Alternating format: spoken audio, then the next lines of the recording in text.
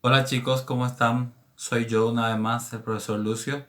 Pues seguimos con la clase, ¿sí? Estuve explicando la clase número 4 anteriormente, que era sobre el proceso de desarrollo y las etapas del proceso, ¿verdad? Que hablamos de diseño, análisis, desarrollo y el pleno lanzamiento del producto. Y ahora vamos a hablar sobre el archivo número 5, que más bien se trata qué significa dirección de operaciones, ¿sí? Cuáles son los tipos de transformaciones que hay en dirección de operaciones, y la creación del sistema de producción, ¿verdad? Eh, el sistema de operación, ¿qué son las operaciones? Es la primera pregunta que nos hace el programa y es bastante interesante. Yo de un principio les he explicado a ustedes que la labor de un administrador o de un director operario o operativo es demasiado grande, ¿verdad? Controlar todo el proceso del desarrollo del producto o de un servicio dentro de una empresa conlleva una responsabilidad demasiado grande y a la vez también representa, ¿cómo les puedo decir? Representa un sobrepeso humano bastante difícil, ¿verdad? Personalmente tuve la oportunidad de tener una tarea como esa en el pasado y fue muy estresante cuando veo fotos mías así de esa época y era sumamente flaco. Y no era porque no comía, sino porque vivía siempre preocupado porque las operaciones siempre nos pide a que seamos mejores y por sobre todo la cosa que todo sea perfecto, ¿verdad? Porque el cliente lo que quiere es la calidad. ¿Y qué son las operaciones? Dice conjunto de actividades y recursos que permite producir bienes y servicios a partir de una serie de insumos, ¿verdad? De una serie de insumos, operaciones. Por ejemplo, hace poco pasó la Semana Santa y el paraguayo tiene la costumbre, obviamente, y la tradición de hacer la chipa paraguaya, cosas como esas, ¿verdad? En vellú. Y entonces, preparar la chipa paraguaya, preparar el vellú paraguayo, es podríamos llamarle como al chef o a la persona que lo hace un operario, un director operativo, porque utiliza insumos para poder hacerlo, ¿verdad? Utiliza queso, leche, utiliza harina de maíz, almidón.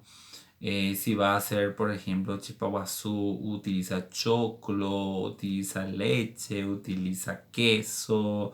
Si va a hacer, bueno, una infinidad de cosas, ¿verdad? Si, entonces, cualquier producto que nosotros hagamos que significa una operación. Yo estoy operando, ¿sí? Entonces, y el que está operando es un encargado de operaciones o es un director de operaciones o es un gerente de operaciones y tiene una obligación muy grande porque ese embellú o esa chipa tiene que ser rica, ¿sí?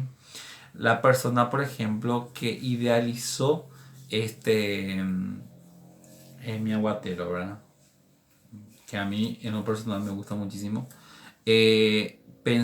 habrá pensado mucho para poder hacerlo de una forma creativa, el color llamativo, que no sea, no llamativo, es decir, que sea creativo, que sea innovador en el sentido de poder tomarlo, ¿verdad? De poder tenerlo y de tener seguridad, ¿sí?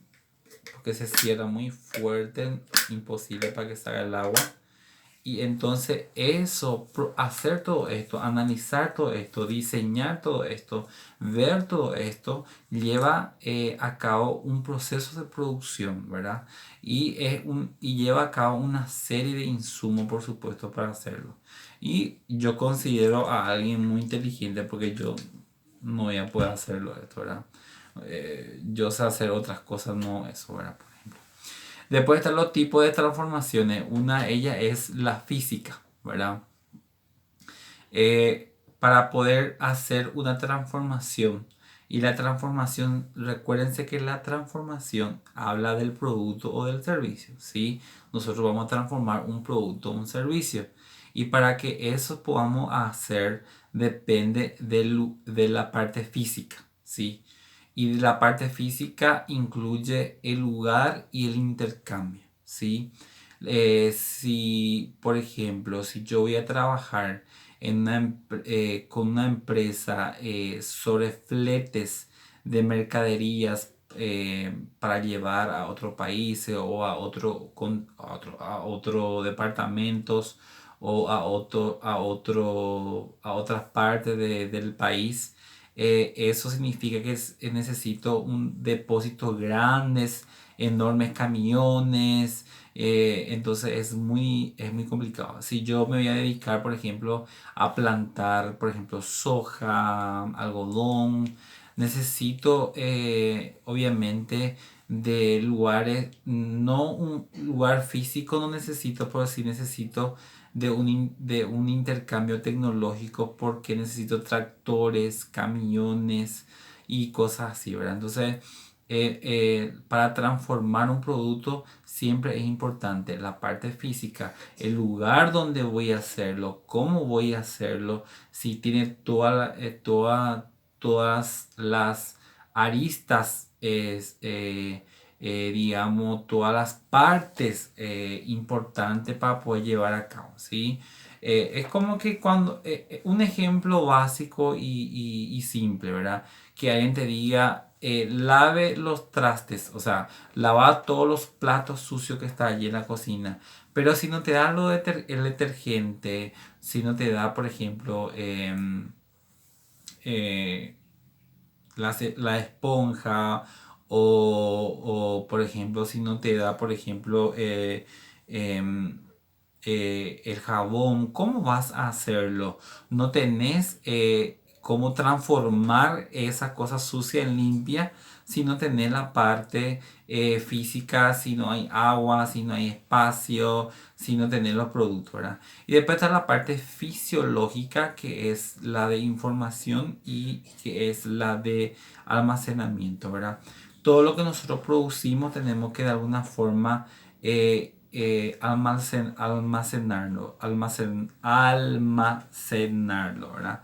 El almacenamiento, ¿verdad? Y eso es muy importante.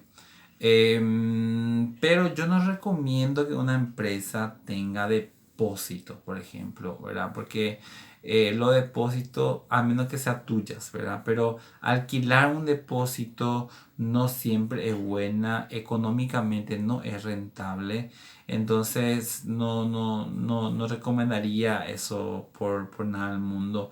Lo ideal es producir lo justo y lo,